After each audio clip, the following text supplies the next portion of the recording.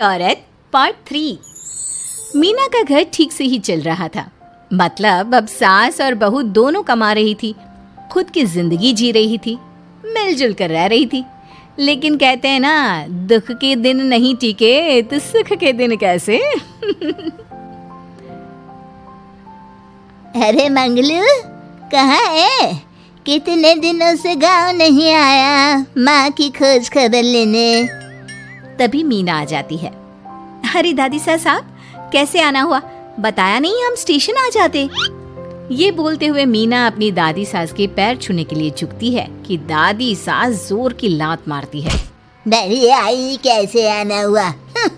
मेरे पति का मकान है ये, और तेरे बाप ने क्या दिया जो तू पूछ रही है, हैं?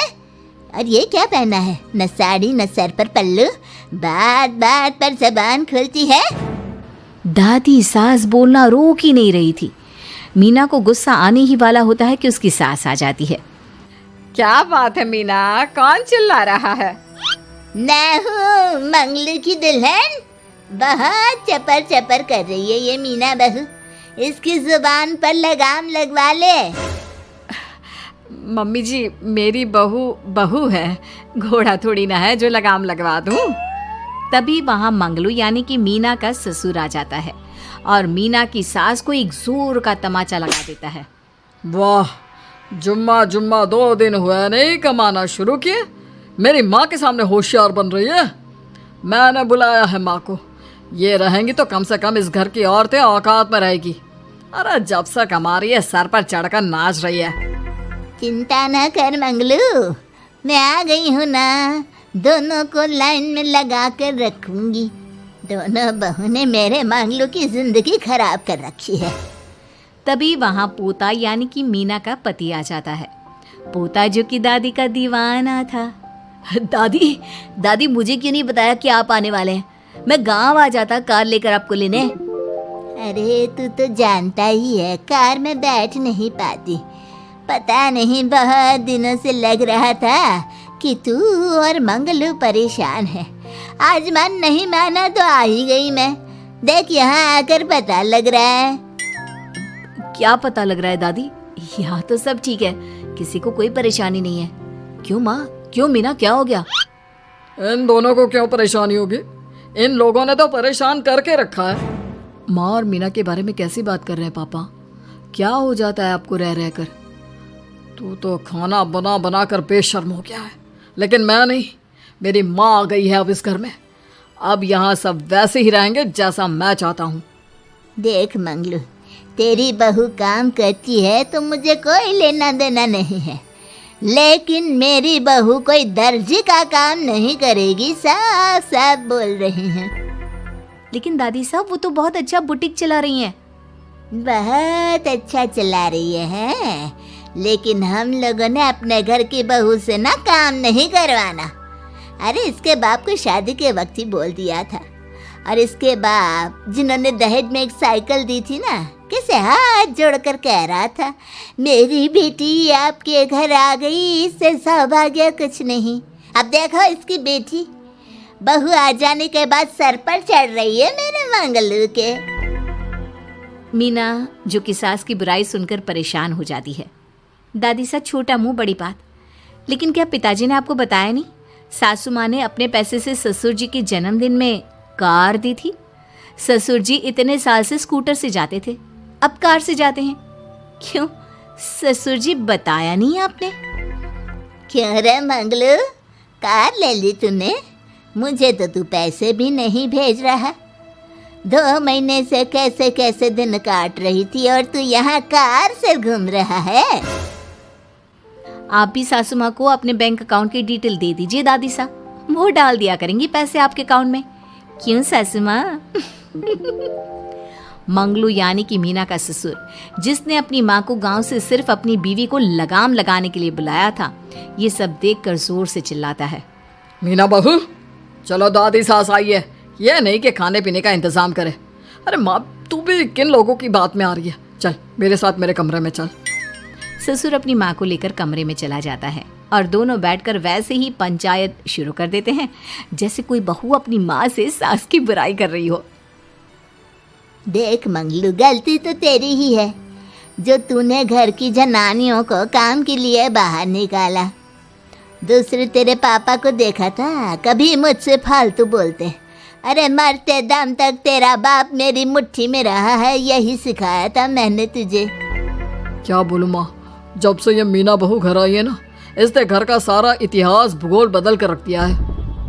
उस तितली से तो मैं बाद में निपटूंगी, पहले तेरी वाली को तो ठीक कर दूं। अरे बहू क्या आ गई, खुद को टाटा अंबानी समझने लगी है। माँ देख, जो भी हो, इस बात को याद रखना कि हमारे घर की परंपरा क्या है। औरतों का औकात में रहना जरूरी है। अरे बहू के साथ मिलकर माँ ये बहुत उड़ती रहती है। बेटा देख, गलती तो तेरी भी है, क्यों तूने इसे काम करने की छूट दी। मारना भी कम कर दिया है तूने इसे, वरना पहले आती थी तो बहू का कोई ना कोई हिस्सा सूजा हुआ या काला ही दिखता था। देखकर तसल्ली मिलती थी कि तूने कंट्रोल कर रखा है। इस बार तो काला और सूजा छोड़, अच्छी खासी चमकती दिख रही है ये। अब क्या बताऊं माँ, गलती तो हो गई है। हाँ, वो कार देखकर पिघल गया होगा ना तू। अरे बेटा, औरतों को मुट्ठी में रखा कर। शान की साइकिल ज्यादा अच्छी कुत्ता बनकर कार चलाने से, समझा। मीना का ससुर अपनी माँ की बात को सुन रहा था। बस माँ, जो गलती हो गई मिट्टी डाल उस पर। अब बस तू ना घर पहले जैसा करके जाना। ये सब ना बहू का किया धरा है, समझी। मतलब बहू को ठीक करना है तो बहू को लगाम लगाना होगा। ठीक है। दोनों माँ बेटा बातें करके सो जाते हैं। सोने के बाद अगली सुबह मंगलू की बीवी यानी कि मीना की सास, माँ जी उठिए, ये लीजिए गर्म पानी और ये दादुन। चल, ये तो याद रहा तुझे, वरना मैंने तो सोचा था कि बहू के चक्कर में पागल ही हो गई होगी बिल्कुल। अरे बहू के चक्कर में पागल होने का क्या मतलब होता है माँ जी। उसने मुझे मेरे पैरों पर खड़ा होना सिखाया है। मैं तो कहती हूँ उसके जैसी मेरी बेटी होती ना तो शायद मैं बहुत पहले जीवन का मतलब समझ चुकी होती। तो दादी सास को समझ में आ जाता है कि सारा मामला मीना पर जाकर ही ठीक होगा। वो सोच लेती है कि अपनी बहू को छोड़कर पहले मीना को सही करना है। फिर अगले रोज, अरे मेरे पोते के पास तो मेरे पास बैठने का वक्त भी नहीं है, हैं? अरे कैसी बात करती है दादी, तेरे लिए तो मैं नौकरी भी छोड़ दूं। नौकरी नहीं, तू ना बीवी छोड़ दे, खुश हो जाऊंगी मैं। नीरज हैरान हो जाता है कि उसने तो मजाक किया था। दादी ये क्या बोल रही है? कैसी बात कर रही हो दादी, मीना ने तो सारा घर संभाला हुआ है। पहले तो घर गिरा जा रहा था ना। तेरी मीना के आने के पहले ना घर में चूल्हा जल रहा था, ना कोई रोटी खा रहा था। क्यों? नीरज को दादी बीवी के खिलाफ खूब कान भरती है। तू सही कह रही है दादी, औरत पैर की जूती और हाथ की मुट्ठी में ही ठीक लगती है। मीना ने ना सिर्फ घर का माहौल बिगाड़ा, माँ को भी पिताजी की इज्जत करनी छुड़वा दी।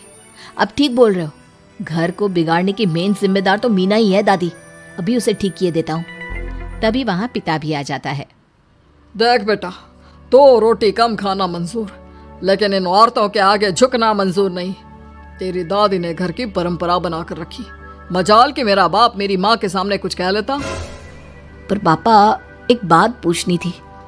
रहने बेटा, तू ना कंफ्यूज है जीवन में, तू ना कंट्रोल कर पाएगा अपनी जनानी को। मंगलू, मेरी तो टिकट ही करा दे गाँव की। तुम लोगों के घर तो मर्दों की कोई इज्जत ही ना है, और ये मेरे घर की परंपरा ना है। मैं चली। अरे ना ना दादी, मैं तो बस देख अब मैं कैसे कंट्रोल करता हूँ इसे कल। फिर अगले रोज मीना ऑफिस के लिए तैयार हो रही थी कि देख मीना, आज मेरे दफ्तर से कुछ लोग खाने के लिए आ रहे हैं, तो शाम के खाने में। लेकिन आज तो मेरी मीटिंग है, फिर घर आने में मुझे देर हो जाएगी। तो मैं क्या करूं? बोला ना शाम को खाना बनाना है तो बनाना है, समझी। मीना को पति की बात अजीब लगती है, पर वो दादी सास के सामने कोई भी ड्रामा क्रिएट करना नहीं चाहती थी। ठीक है, मैं शाम को जल्दी आ जाऊंगी। अच्छा क्या खाना है प्लीज जल्दी से बता दीजिए।